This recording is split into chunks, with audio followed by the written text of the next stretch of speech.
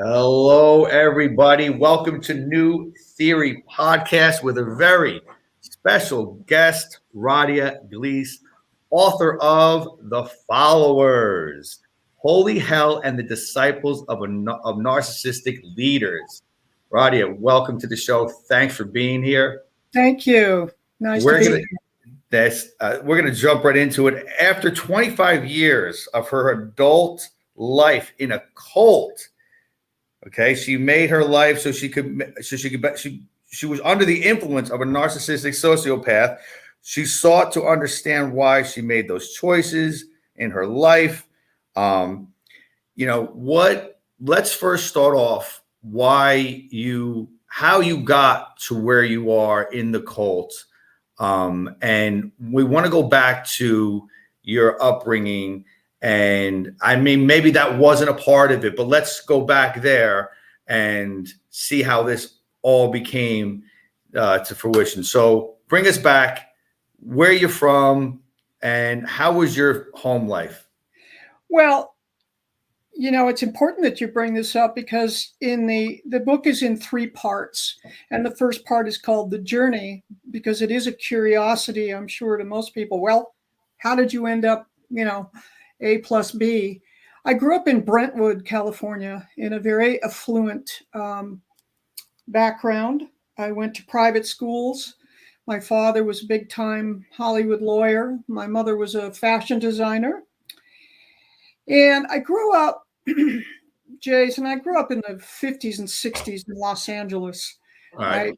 Which lots of things were going on at that particular time. Okay. 50s, 60s. I was a baby in the 50s, but 60s and 70s in Los Angeles. So, that was really the start of a whole bunch of cultural changes in society in general. You had your civil rights and your gay rights and your women's rights and drugs, sex, and rock and roll, and all kinds of it. Yeah. So I was like in the heart of that, in the heart of Los Angeles, Hollywood at the time. And did you ever see the series Mad Men? Of course, yes. That was my life. That was my parents. So that was my life. So we're talking, baby boomer, mom's home, dad's working. No, my mother was not home. My mother was a fashion designer. She was an executive and she was not home. Right. So, yeah. So both parents working. Yep. Okay. And it's a, white picket fence kind of, home, front yard, back. It's a little bit more than that. It was in Brentwood, California. So, right. Next block over from O.J. Simpson. And, that's right. My classmates were, the Hiltons and the Ginnies and the super rich, although we were not super rich. I like to call them the entrepreneur class. My mother and father were, working, but they were working in a very affluent kind of background. My father was a big time, one of the 12 super lawyers in Los Angeles. And my mother was she was high sportswear fashion designer. So I grew up sort of, I refer to us as latchkey kids with a governess and a maid, it's sort of like, it was a weird dynamic, especially in those days, because they were older. My father went through World War II, and he was considerably older when I was born. So he was in his 40s.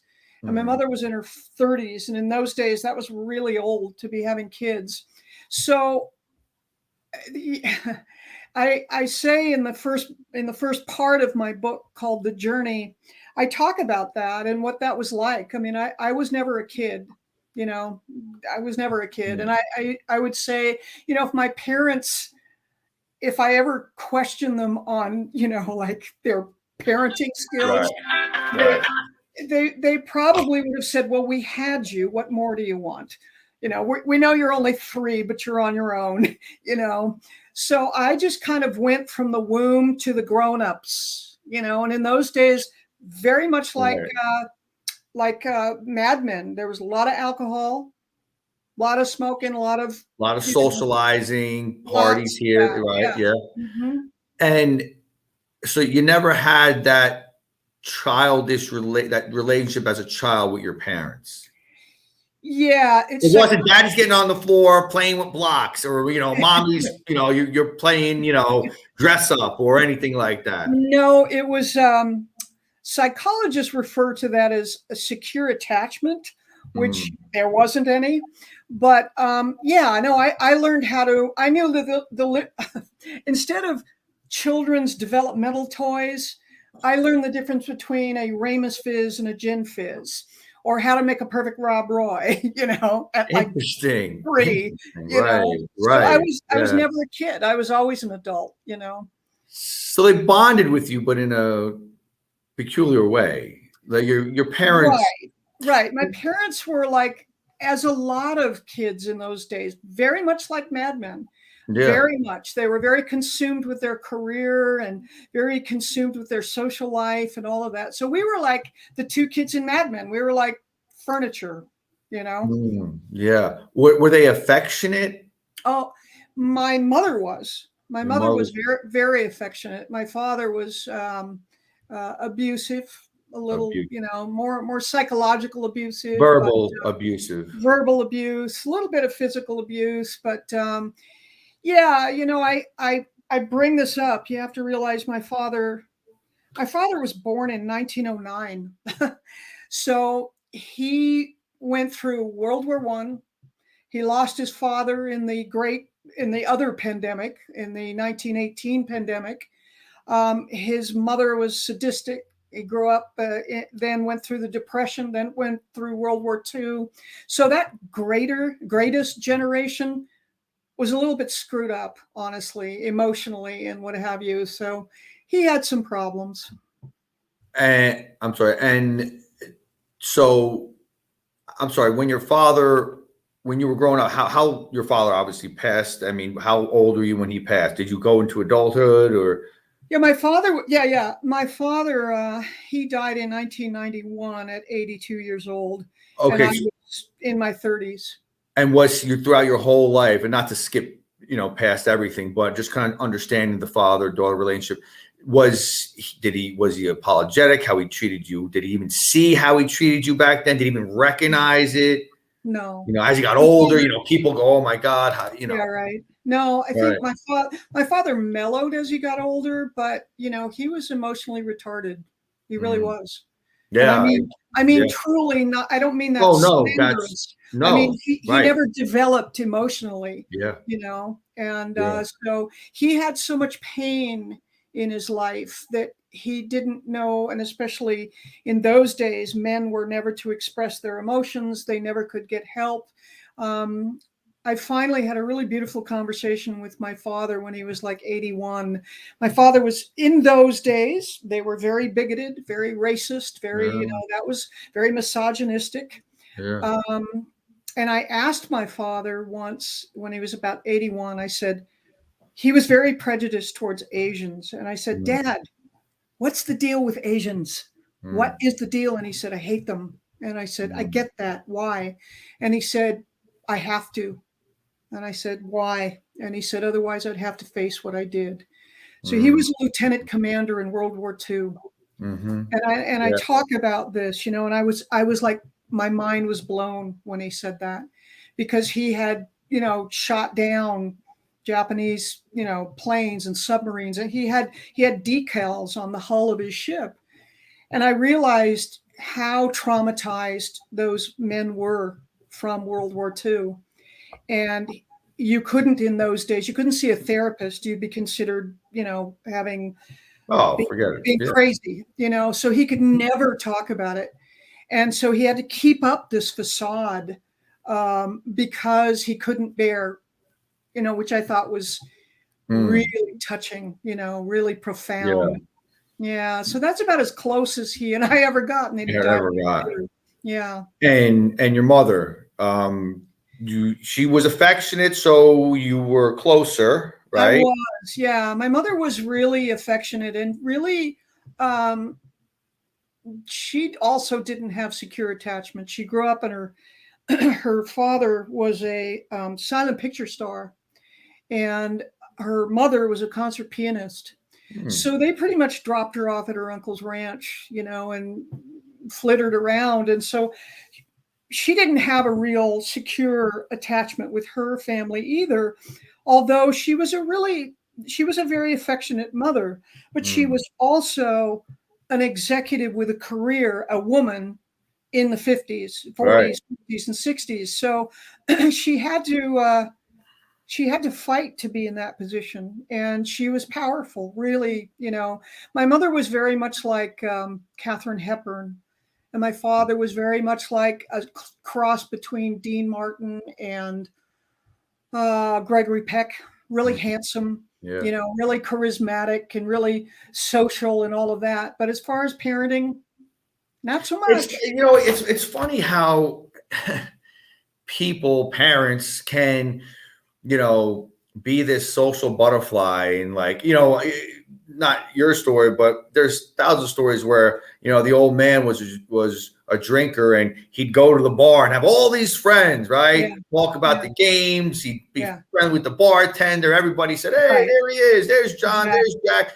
And he'd come home, and he couldn't be that way with his own family. Bingo. That tells his tale to the T. Yeah. He was very charismatic, very handsome, very gregarious, had all the jokes, had all of the whatever. And so it was kind of a mixed message, because I think my brother and I also idolized them. They were really flamboyant and gregarious and handsome and beautiful, and they were beautiful people. So it was kind of a mixed bag. And financially, you never wanted for anything.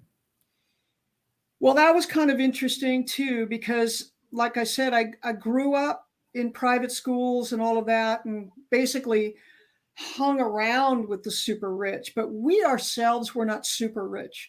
We were entrepreneur. And so again, very, very much like Mad Men, we were upper class for sure, but they had to work hard for their money. It wasn't handed to them. But what I'm saying is, as you as kids, you always had clothes on your back. You always had the full fridge. You never went hungry. You were taken care of. You were.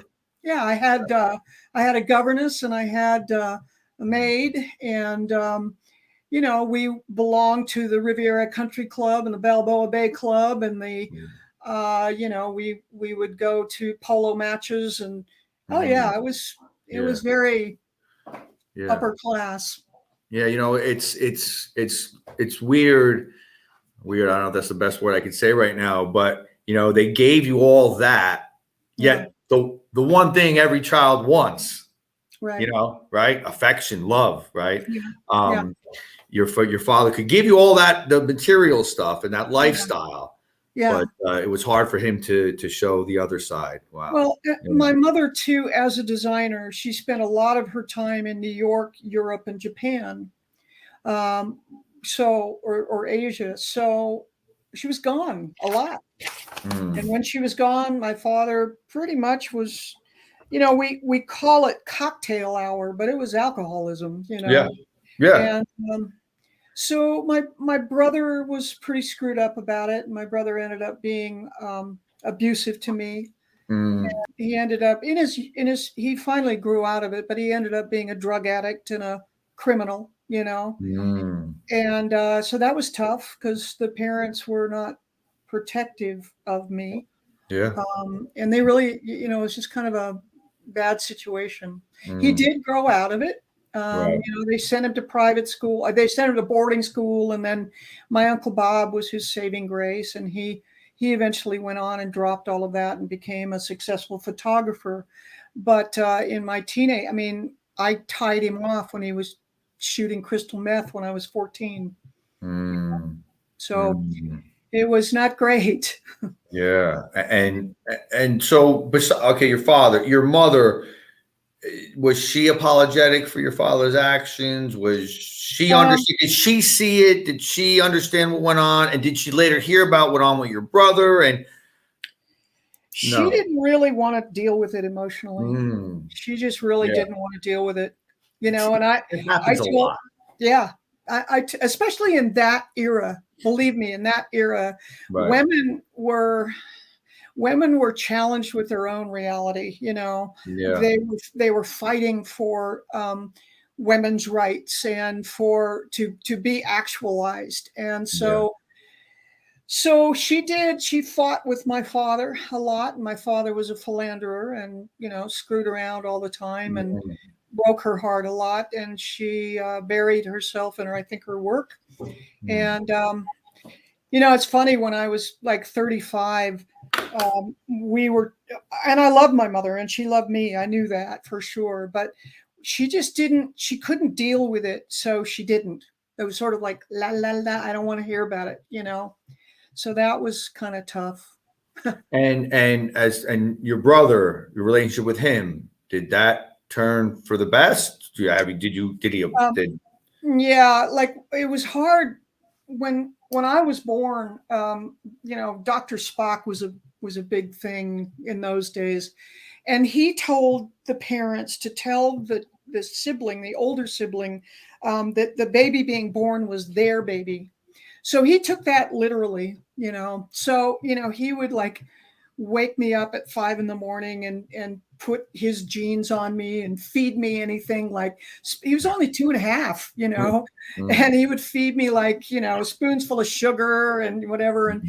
he would take me in the wagon of around the neighborhood and show the neighbors his baby, so that and my parents like didn't even know half the time that their Mm. 3-year-old is dragging their 6-month-old around the neighborhood, right? Yeah. And the neighbors would go, "Oh, your children are so cute." And my mother would be going, "How do you know my children?" "Oh, they come by all the time." Right. Right. So With hello. the other child. Yeah. Yeah. Yeah. So he kind of was my parent in the beginning. He was my first word. His name was Nick, and or his name is Nick, but I used to call him Icky, and that Icky. was my first word. And Yeah. so he was my parent. And then as he got older, he was troubled, and he got violent with me because he took Mm. out all of his pain Yeah. and aggression on me. And so he turned. And then when I went off and eventually went off to college and things like that, I went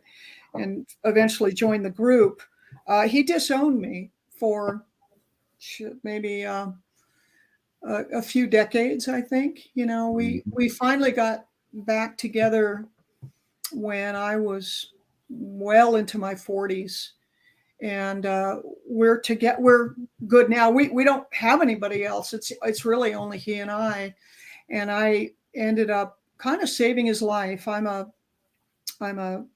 clinical nutritionist, Right. biochemical analyst, and so he had Hep C from Yeah. you Yeah. know Yep. from the old days and whatever, and I kept him alive, and so he gained a whole new respect for me, I think, and that helped our relationship.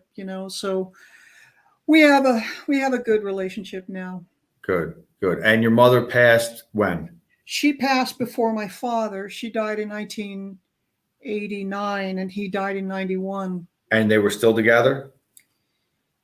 Well, Jason, my mother was, my father was fooling around with a woman for 15 years. So Hmm. together is kind of a, she was tied to him socially.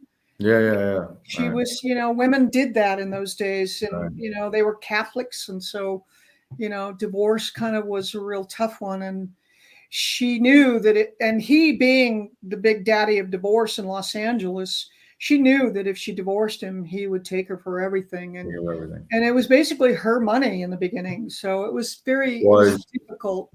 was Yeah. he? Do you think he was heartbroken when she passed? Did he show any?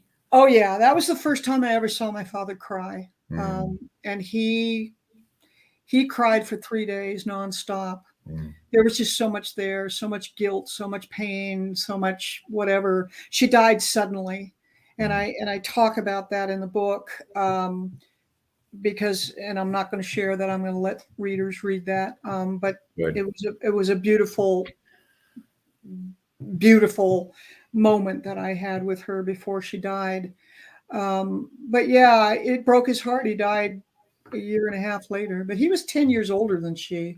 Wow. So we were surprised when she died. She died suddenly, you know. And sometimes parents who maybe are on their, last days or last years, they do one final thing to make amends with their children. When your father passed, your mother passed, did they make sure you and your brother were taken care of, in that, make sure that you guys are going to be okay, or that not was really. no, Not really. no. I mean, Yeah. my father, he really didn't want to leave anything behind. He wanted to spend it all before Really? he died. Yeah. So he did. He left us a little bit, but But not right. not much. Yeah. I hear you. Well, listen, that's a fascinating beginning, and we have a lot more for everybody. So now let's fast forward. So that's your upbringing. So now, high school, private school, you go to college. Bring us there. Now, bring us from college, then into the life of. Okay, so another challenge, which is kind of why my father was a little abusive, is I had dyslexia, and in those days they didn't know what that was, so there was no such thing. So learning disabilities were just discipline problems and what have you. And he was very, very intelligent. Both my mother and father were. So was I, but I couldn't show it in school. So I was a complete failure through most of my life till I got to college. And the first college I went to was Art Center College of Design in Los Angeles, because I was an artist and I didn't think I could be academic. So, there's that. That was a little traumatic. And then I basically, I was always looking. I grew up in my family as a Catholic, but I left Catholicism at the age of reason, which to the Catholics is 7. Even though I continued to go to Catholic school, I just didn't buy into it. So by the time I got into high school, I took a comparative religions class, and we were studying Buddhism and Hinduism and all the isms. And there was this word, nirvana. I asked the teacher what that meant, and he said, some yogis in India, through a certain meditation practice, experience God directly. Next question. And I'm like, wait, what? And so he said, I said, is that true? And he said, well, apparently. And I'm thinking, well, then what are you doing here, dude? So I spent from that time on, for the next 14 years, I was looking for those meditation practices to lead me to nirvana, right? And I say, in chapter 3, which is it's called From the Catholic Church to the Road to Nirvana. The first sentence in that is, usually when you're running towards something, you're usually running from something. So I was obviously running from pain and running from a lot of things, and I wanted that. I wanted that divine union. As a Catholic, you learn about the saints, and you learn about all of these individuals that have this sort of transcendental experience, and they could withstand pain and suffering and torture and martyrdom, and still had this like elated expression on their face. Right. I wanted that. That's what I was looking for. So I went through, in Los Angeles, rock and roll, drug, sex, and rock and roll, went through all of that, and lots of psychedelics, and a lot of, and that was the, in Los Angeles at the time, there was a cult on every block. You had your Moonies and your Scientologists and your Hare Krishnas, and you had everybody, Right. So there was big movements happening culturally, and I was. And you're what age are we talking here? I'm a teenager at this point in Los Angeles when I started exploring, Exploring, right, and started, like really searching, and then After a while, I knew I had to get serious and get a job after college. So I did. And the woman that I worked for, I was her art director, and she moved me to Florida. And I was 20, I think I was 26 by this time. And I was still searching, but a little forlorn that I had not found anybody who could actually say, yes, I experienced those techniques and I can show you how, until I met a woman in Florida who made that claim. So that started it. And I was with her for a few years, and I had to come back to Los Angeles, and she had a friend, and that was Jaime. That was the guru. And that was I met him in 1982. He eventually moved to Los Angeles and started up his thing in 1984, but he wasn't really taking on the role of guru at that time, not as much as it became. It was all about the meditation and the techniques, which were called the knowledge. It turns out, after I find out all about this guy, he was a total fraud from the beginning. He stole those techniques from Maharaji, and he conned his way into getting those techniques. And then, so one thing led to another. So, but let's go back. So you meet him in 1982 in LA, okay?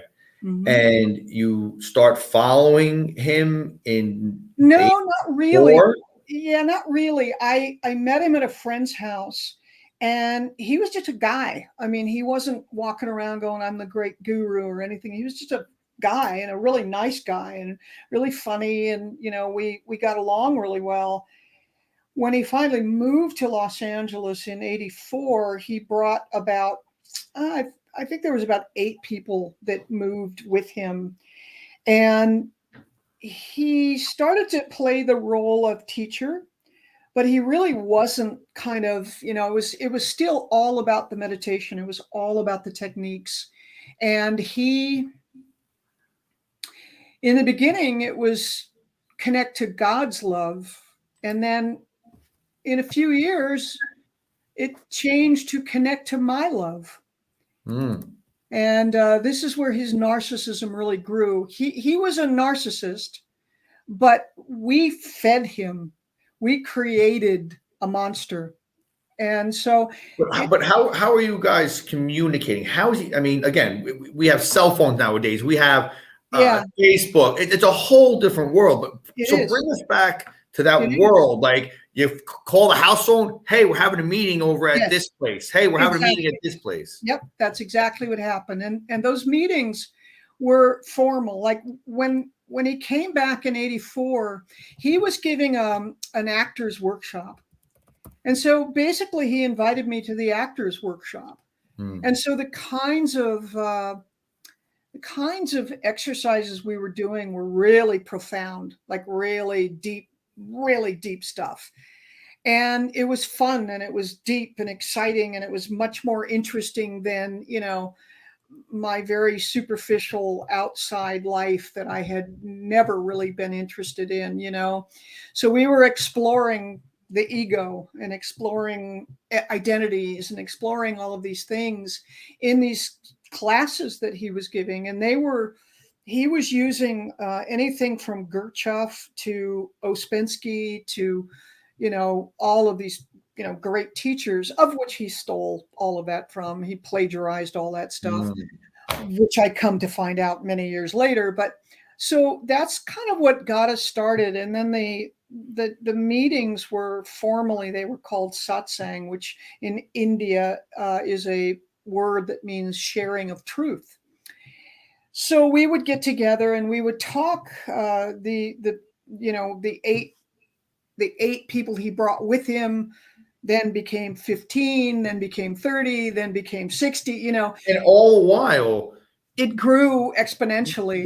It's like you're getting a phone call. Where did you go? I lost you. Hang on. You still there? Hang on. There you go. All right, Sorry. Here we go. So all along,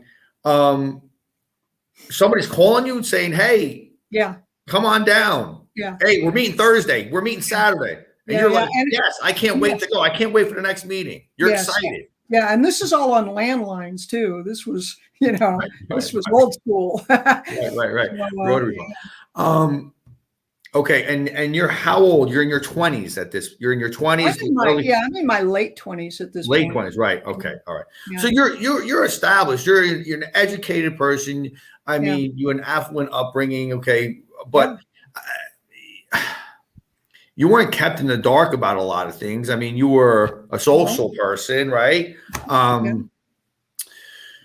At what point? So he just sparked an interest, right? You were like, oh wow, this is I was been searching for something like this, since you left Catholicism, sorry, and you were searching for nirvana, right? You find this guy, and he has some answers, and you're interested in hearing what he has to say.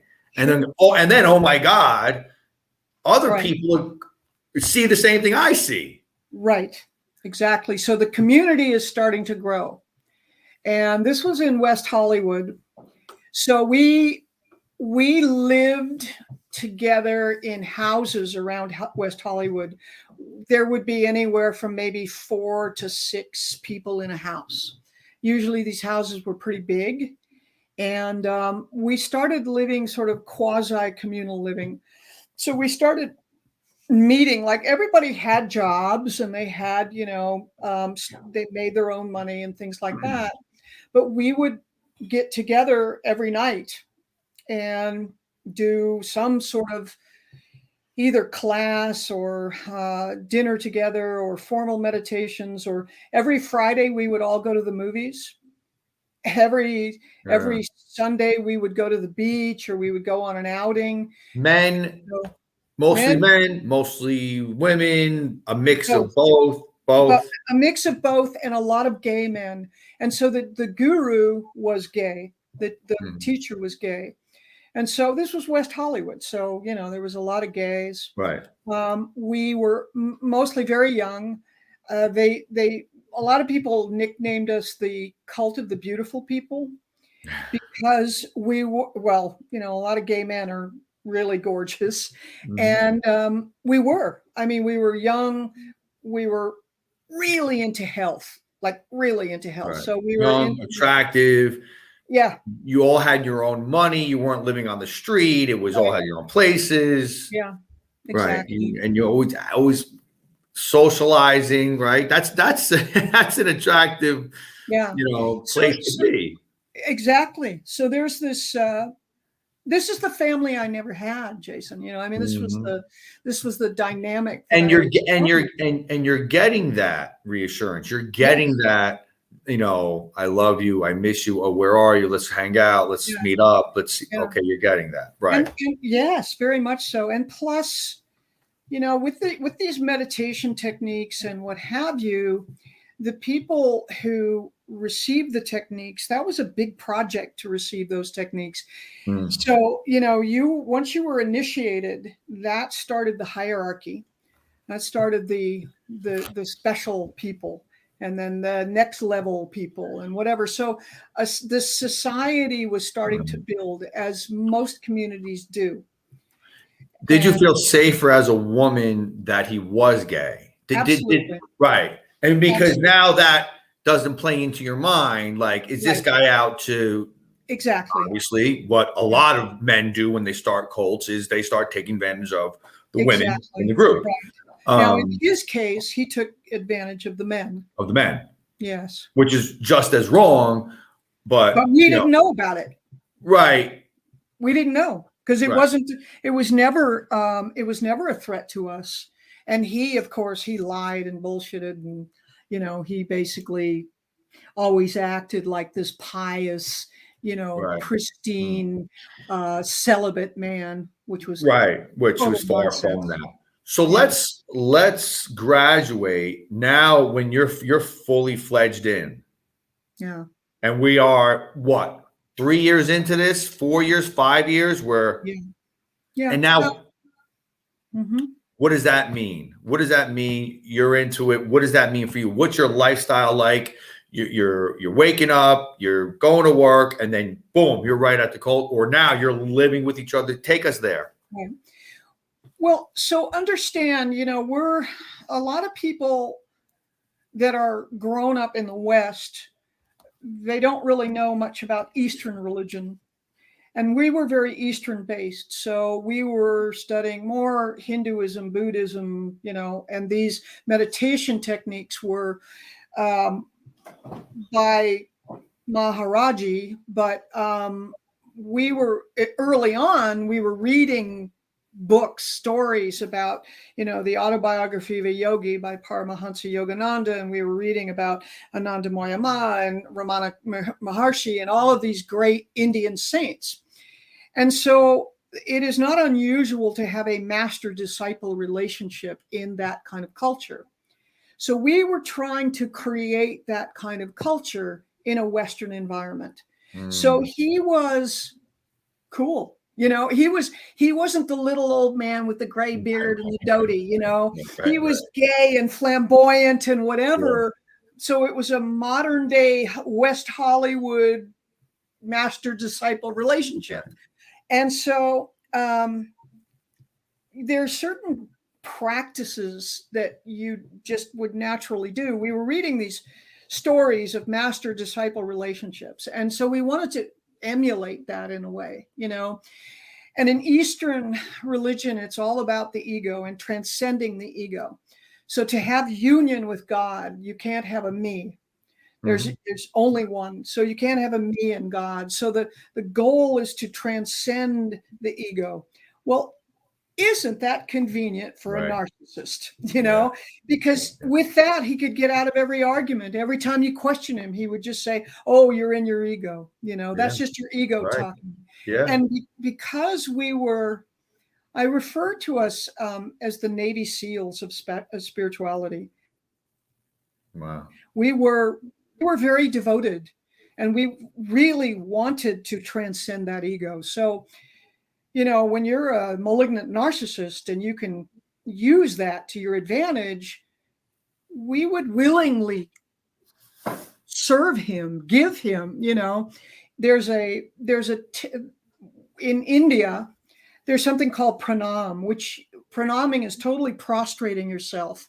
Pranam is something that you would do to your elders, to your grandparents, to your teachers, any revered person. You would prostrate yourself. And so we would do that as a practice. We would bow to in front of him. Now, originally, he would say, when you pranam, you place your head below your feet, and you do that as a gesture to God that you are willingly giving up your ego, your head, for that. Well, after a while, and he used to kind of push us away and say, don't do that to me. This is what you're doing. This is the practice you're doing.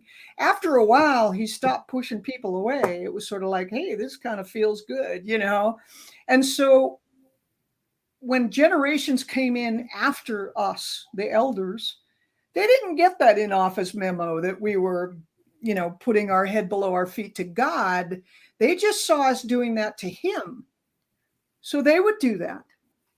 Well, after a while, that's why it became, instead of connect to God's love, it was connect to my love. And when I questioned him on that, and I did question him, he's a narcissist and a sociopath. He knows how to play anyone. He was a chameleon. He would be whatever you needed him to be. So for me, I had a different relationship than a lot of people. I was older. I was more sophisticated. I was, more educated. So he treated me like a friend, and he talked to me like a friend, and we were very candid with each other, and he would say, when I asked him, like, what's this, connect to my love? And he would say, well, Rhadia, he was from Venezuela. He had a really weird accent. Well, Rhadia, some people, not you, because he knew how to play me, but some people need a living master that they can touch and speak to and whatever. And at the time, it was logical.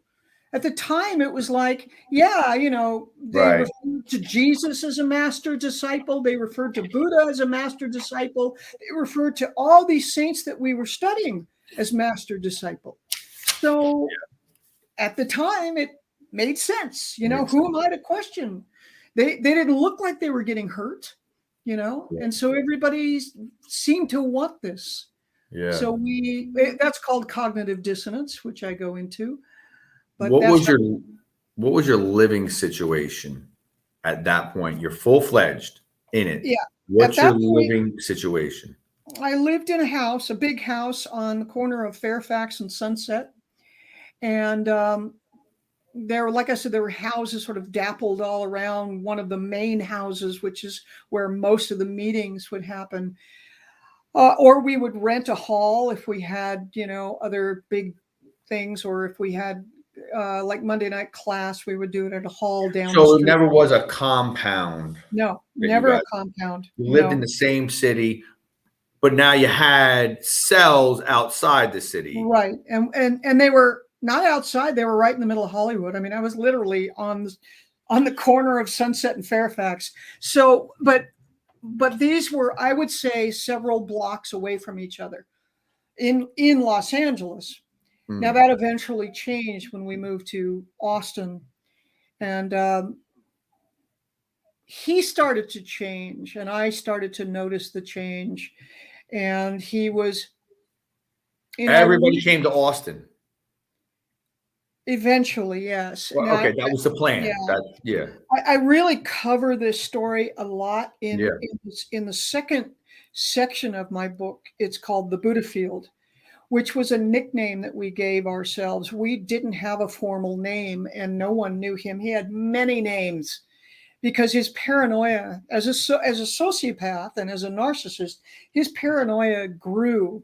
Now, understand, he knew what he was doing behind closed doors, and he knew that he was hiding money and not paying the IRS and doing all kinds of So now, shady stuff. the guy's already on this sexual prowl with the He'd been men on it for a while, the whole apparently, time, the whole and time. now he knows that he can financially.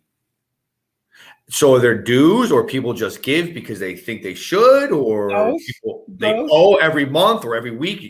If you don't give Depends. 200, you're a bad. No, it wasn't bad. I mean, he made his, well, which is even worse. He made his living as a hypnotherapist, for God's sakes. So Right. he had our psyche in his hands every week. He knew what our fears were and what our, so he would use that. But yeah, and And so you felt guilty if you didn't give. no, we paid him for those sessions. Oh, Yeah. Yeah. there's another religion out Later. there Yeah. that you pay for sessions. Yeah, so we paid for sessions and we paid for Monday night class, which was supposed to be the rent, but there was, like 100 of us. So he was skimming off that top pretty well. And this Right. was all cash. So he was hiding the cash and, it just, Right. yeah. So And we fed him and we, paid for pretty much everything he needed. And it gets complex because did yeah.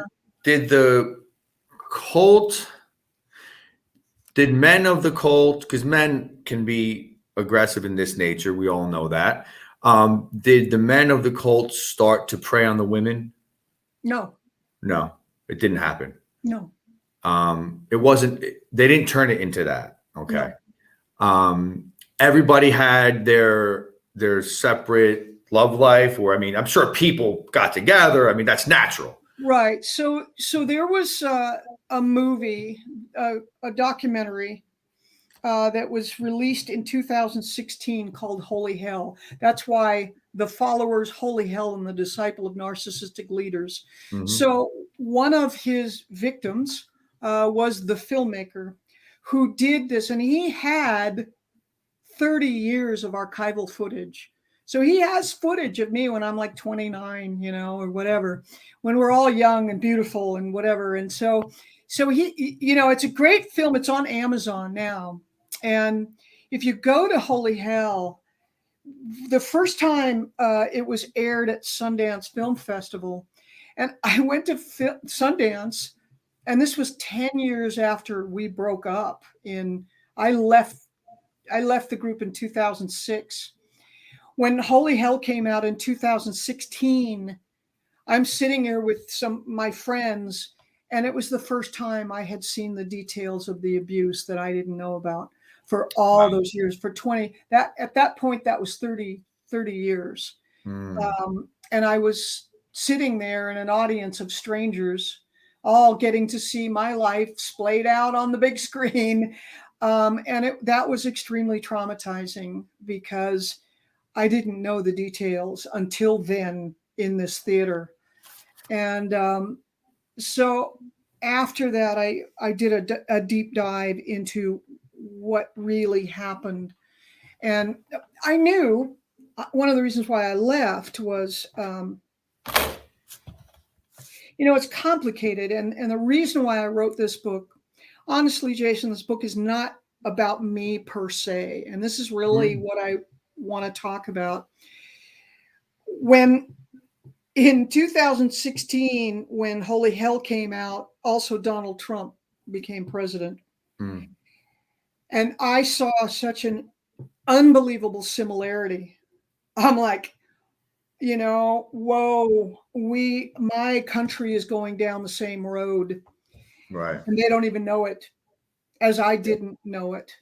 And so I wanted to really study. I'm a researcher. And I really wanted to study, how does this happen? I am neither stupid nor uneducated. And the book talks about That's what it's all about. Authoritarian leaders. It's about whether they're religious leaders, like how far do you go? Jim Jones, Manson, to political leaders, anywhere from Trump to, Mussolini to Hitler, to all of these characters are narcissists. They're malignant narcissists. So not all leaders are. No, all of the ones that I'm talking about. Right. I'm only studying what is a malignant narcissist and how do they become leaders and how do they manipulate a population. Yeah. So I did a real deep dive, and I've got probably 284 citations. I spent 2.5 years doing the research on this to understand what the characteristics of a narcissist are, and a malignant narcissist, and a narcissistic sociopath, and how can that build, and how can they become truly dangerous. Yeah. It's not about, and I say this in the beginning, this isn't about politics. It's not about ideology or political one side or the other. This is about the manipulation of a malignant narcissist and how dangerous they are. And the reason why I call the book The Followers, when I was writing the book, originally the working title was Duped. And then I had decided, you know what? This isn't about the leader. This is about the followers. Right. This is about us building that narcissist. Because, like you say, it's not the one man. No. Who establishes. No. A malignant narcissist will look for their group, figure out what they want, and give it to them. And then you get this feedback loop. As long as he gives you what you think you want, and most of it is deceptive, most of them are pathological liars. I found out, that the parlor tricks that he did were like, oh my God, we were totally duped. And you also touch on how intelligent, well-educated people can also fall into this. It has nothing to do with intelligence. It has to do with what you want. And with a narcissist, they're very, very skilled at figuring that out. And like I said, he was a chameleon. He'd be whatever you needed him to be. It's interesting, that we're talking about this, with what's going on with, the divide in our country now. Yes. it's the followers. You know, it is the followers. It's the Democratic, and then if I'm a Democratic, I get your ear, and I'm telling you about this, and kind of to persuade you. Or if I'm a Republican, I'm persuading you into my side. And just in our everyday life, we're seeing this. And that's kind of tricky too. And we have to be very, very careful, because we have not ever seen this to this degree in our country ever. Again, it has nothing to do with politics. It has to do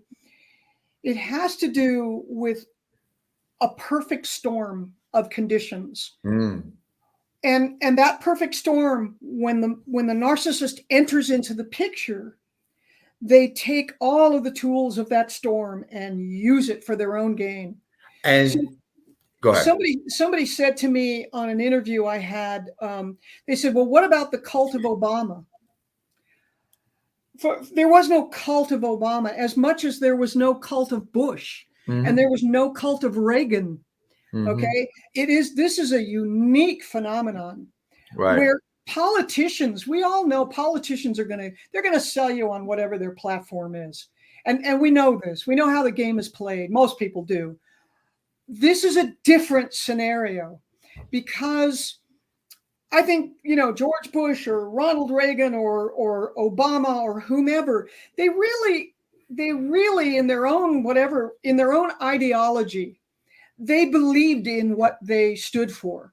They really did. Now we can, talk about, they were manipulated by money and power and all of that, but they really had whatever their principle was. He does not. Right. The only thing that Donald Trump believes in is Donald Trump. And he was a Democrat his whole life until he found a party that was going to feed his narcissism. This is the incredible, profound danger of this kind of sickness, because he will become whatever you need him to become. And you can tell the difference between a narcissist or a narcissistic sociopath, because they don't empathize. And just to be clear here, you're not making a political statement. You're just going by what you've studied, what you've experienced in life, and what you're seeing. I get it. Politics aside, you're really just going on. You're educated in this field. And you're seeing, hey, listen, whether it's Democratic or Republican, and again, I have asked myself, it's a hard question. If Joe Biden was the same character as this person, would I let him get away with that? And I've really asked, and quite honestly, I don't know the answer. I really don't. And I will tell you again, you're right. It has nothing to do with politics or policy. It has to do with, is this person giving me what I want or what I perceive I want, to the point that I'm willing, this is called cognitive dissonance, I'm willing to not see him. I know I went through 25 years of not seeing this person because he was giving me what I thought I wanted, even though it was a lie. And he was a liar and a fraud, 100%. He was taking us for everything because he knew how to manipulate us. And that is my concern. That's why I wrote this book. And they do it little by little, and it grows. Like a frog in warm water. And not to go on into a rabbit hole on this, but like the Holocaust, that people would say, well, how could you? It didn't happen in one day. It happened. It took Hitler 13 years. After, if you just watch history or read on history, it took years, and they took little by little from the people. They took a little by little. Yes. And they would go with it. They would go with it, thinking it's going to be better. It's going to be okay. It's good. I talk about, there's a chapter in my book called History's Hair of the Dog. And it talks about, when people say, oh, how can you possibly compare him to Hitler? Know your history. Because, and a couple of things that are kind of colliding is this idea of QAnon. This is exactly what the Germans did. They made the Jews non-human, Satan worshiping, baby eating lizards, right? There's enough people that believe that. This is how the Jews could justify what the Holocaust was, because they didn't believe them as being, they believed them as being dangerous. They believed them as destroying their democracy. They called them, they actually, in Germany, actually called them socialists and the radical left. Sound familiar? Sounds very familiar. Read your history. Yeah. So, so this is not, again, it's not about politics. It's about the narrative. It's about manipulating the narrative, propaganda. Well, and again, that's a topic that you discuss in the book, The Power of Words, Influence of the Media. Yes. Yeah. The media is, and right now, and both sides. Again, this is totally, we're not right. Totally. We're talking about both sides here. Yeah. We're not one or the other.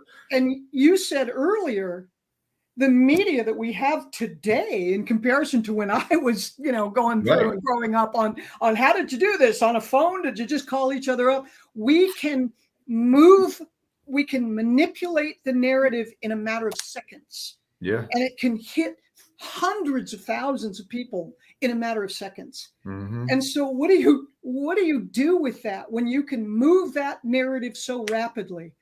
And so you get a combination. That perfect storm is when you've got people that are fragile in our society, when their jobs are, the pandemic did not help us at all. It helped them, but it did not help us, because people became desperate. They started losing their jobs, their economy, and whatever. That is a perfect storm of vulnerability, where now you need to look for a savior. And many people have referred to Donald Trump as sent here by God. Good Lord. I mean, this is like a very slippery slope. And this is, again, it has nothing to do with politics. It has to do with understanding what a narcissistic sociopath is, right? And then the hierarchy. Remember, I mentioned that the initiates, like myself, and the hierarchy. There was Jaime, and then his immediate entourage, then the initiates, then the aspirants, then the newbies. And in all societies, whether it's 150 or 150 million, there is that hierarchy. So the ones that were, I don't want to say in on it, and I don't blame them, but they were in on the deception. His upper echelon that knew what was going on behind closed doors, knew about the parlor tricks. When I say parlor tricks, you remember in the old days, in the turn of last century, the seances, where you'd have these people that would come in and they'd make the table rise and they'd make lights go on and off. That kind of parlor tricks he did to us. So when we were thinking that we were seeing the light of God, he was using flashlights, right? So his upper echelon knew the truth, but they kept the facade going. So I said in my book, I said, when you go to Disneyland, you're willing to forego your disbelief for the ride. Right. It's a fantasy, but it's fun and you're enjoying it, right? What if you don't know it's a fantasy? And what if all your friends and family and the person that you admire the most is in on it? What do you do with that? It doesn't matter how intelligent you are or how educated you are. Anybody out the window. I say people who remember Bernie Madoff. Yeah. You think those people that he duped, do you think they were fools or idiots or uneducated? Yeah. They were some of the smartest, some of the wealthiest people around. And look what he did, because he knew how to do it. That is a narcissistic sociopath. And he duped them all, and that's what Jaime did. And that's what's happening in this country. So I didn't want to write this book to go, oh, look at me and my poor life. My life was not poor. Right. My life was really interesting. Right. I decided as a researcher to take me as an example and analyze. That's why I give you it in 3 parts. I tell you my journey as a child. so that you understand, why would a person do that? Why did Patty Hearst do what she did? That's a complicated Yeah. story, but a similar story. Matter of fact, my father was her mother's lawyer, right? So, it is an interesting thing. And I use my life, and I open the kimono. I do, man. I don't hold back. But I'm not doing it as, oh, look at me, I'm a victim. I'm going, no, let me show you your story.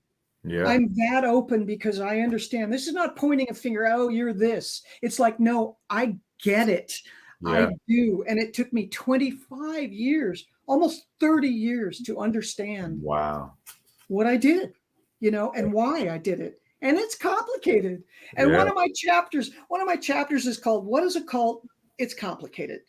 And there's a lot of humor in my book because I have to do it humorously. And so it's got a lot of humor, and it's got a lot of intrigue. Believe me, I had a very interesting life, which I talk about, and I talk about his, but it's more about, no, guys, this is you and me. Yeah. This isn't some remote, Look at the world around you, and you talk about, three types, basically three types of people that can join a cult. Yeah. Yeah. And cults are funny. And I have a whole chapter. Well, what is a cult? And then I have another chapter about the word cult. Because we have to be really careful. We're using that word a lot right now. And, oh, they're just brainwashed. Well, be careful with these words because they can be used as a weapon. Yeah. And when the literal translation of brainwashed means that you were radicalized into a belief either by force, imprisonment, or torture. That is technically the brainwashed. None of us were brainwashed. We were all looking for that. We may have been, and many of the people today were indoctrinated when they were very young. They just found their group. They found their herd, and so we have to be careful because we're all indoctrinated. From the time we're born, they slap a bracelet on you. You're a male, a female, you're white, you're black, you're Asian, you're this and that. You're American, you're Texan, you're New Jersey, you're this and that. And those are the identities. And then you're a team, and then you get into college and you're a football team or you're this and that. And people go crazy with those identities, So those are all deliberate, and they keep us herd bound.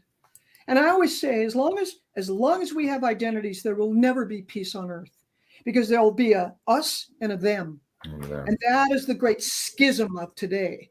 This is an us and a them, and this is deliberate. This is a deliberate manipulation. It's divide and conquer. And so I wrote this because I wanted people to understand how this could happen. How did this happen? How did my best friends I can't even talk to at Thanksgiving, right? How did this happen? It's deliberate.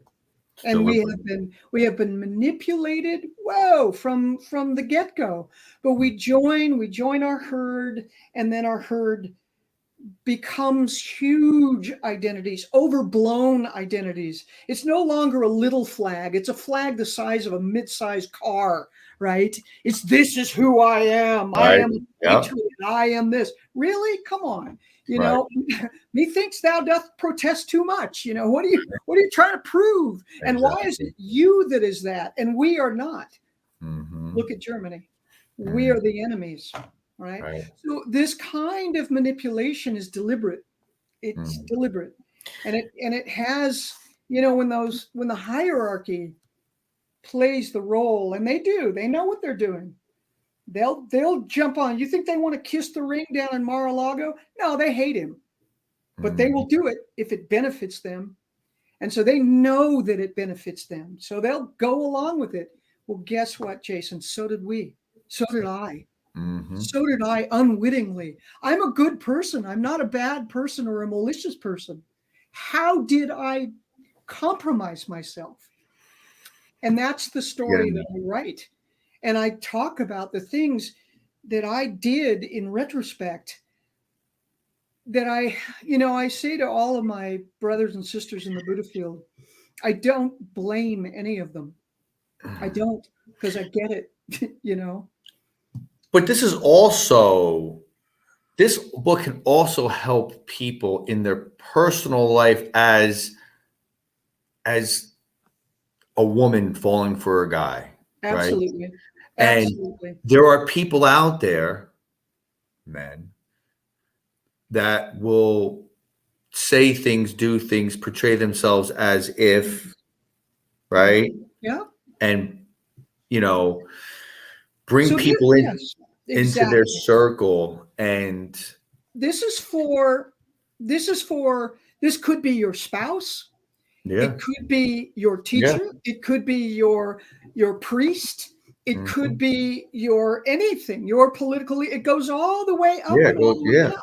yeah. And so I do try and, I wrote an article. I was asked by Global Woman magazine to write an article on how to recognize a narcissist, Hmm. which the whole second half of my book called The Buddha Field is I literally take out of um, the diagnostic manual of mental disorders, and I go line by line, and I Mm. go, here's where it happened in my group, and here's where it's happening in the world, and here's where it's happened in history. And so I take each one of those and give examples of this is what's happening, folks. And so Mhm. I use people like, I've got several books, narcissism. This is a really good book. This is called The Sociopath Next Door. This is by Dr. Martha Stout. And she basically says 1 out of 25 Americans are sociopaths, Mm. right? So it may be your boss, it may be the CEO of your company, it may be a celebrity, it may be, a politician, it may be your spouse, it may be your mother or father. So there are degrees of narcissism. We all have a little narcissism in us, if we're going to be out in the limelight or whatever. Can we say there's a chemical difference? Yes. There's something there that makes that person that Yes. way in Yes. their brain. Yes. There's something there Yeah. that's different than, the 1 out of 25. That one, there's That's something going on that's different. There is. That's what I'm trying to say. This No, but is. I'm saying, Yeah. I mean, physically, chemically. No, Yeah, right. Okay, I right. say that. So Yeah. I take you down. I try and I'm an educator. I have a master's degree in education, and the one thing that I learned in teaching adults is you have to have a what's in it for me. You have to satisfy that what's in it for me. Otherwise, they won't learn. So I did all the academics. I read all of the scholastic books on all of these things. Dry, boring. You would Right. you would not want to come home after a hard day's work and put the kids to bed and sit down and read a textbook on Right. these pathologies. So I did all of that. Yeah. And then I put it in an entertaining way and in a life journey, explaining and telling you my life journey. There's a lot of humor in it. There's a lot of, comparative. So I can tell you in one chapter, which took me an entire book to read, so it's the Reader's Digest version of all of the academics that I absorbed in 2.5 years. Yeah. So that I could put the average person who just doesn't have time. They don't have time to learn the madness of what's going on in this country. So I basically do that in a really, hopefully I've gotten a lot of feedback, and it's been a very entertaining people. It's a page turner, Yeah. and I have a lot of sarcasm, because one thing my father he was a comedian, and all of the Gleises, they just had to have a sense of humor to survive. So there's a lot of sarcasm, and there's a lot of humor, and a lot of tongue in cheek, and what have you. And there's a lot, even my engineer, when I did an audible, and my engineer, he had to go through the book line by line with me, right? And he told me at the end, he goes, I got to tell you, Rhadia, he said, I cried and I laughed all through the book. And I said, I could not ask for a better compliment. You know, if I got my engineer in tears or laughing, you know, then my work is done, you know. But I do sew it up at the end. You know, I don't leave you hanging with this, you know, I lead you down this journey and then I'm just like, oh, well, sucks to be you. You know, I'm glad I figured it out. I like those. You know, I really want people to go down my journey in the comfort of their own home without having to do what I did. Yeah. You know, and that's why I'm really personal in the book. You know, I don't really care. I'm 60. I'm going to be 68 next week, right? I'm an old dog. I've lived a really interesting life, you know, and I don't care what people think. You know, it's complicated, my life, and so's yours, and so's everybody's. Right. And so that's what it's about. It's kind of like, how did we all get here? Well, let's look at it, you know. So I like that. Yeah. So listen, this was a great interview. I am so happy we met. Hold your book up for my subscribers, please. Yes. And as you hold it up, okay, let's kind of center it. There we go. The Followers, Holy Hell, and the Disciples of Narcissistic Leaders. Yeah. You got Radhia Gleis. Yeah, you see how I spell my name? Radhia. People want to throw that H wherever. Radhia. I talk about how I got that name in the book. And if you want, you can go to RadhiaGleis.com, and there's a bunch of articles and whatever, interviews and stuff like that. But you can also order the book on Amazon, Barnes and Noble, and Audibles. And I just won, which I don't have my sticker. I just won the Pencraft Award for nonfiction.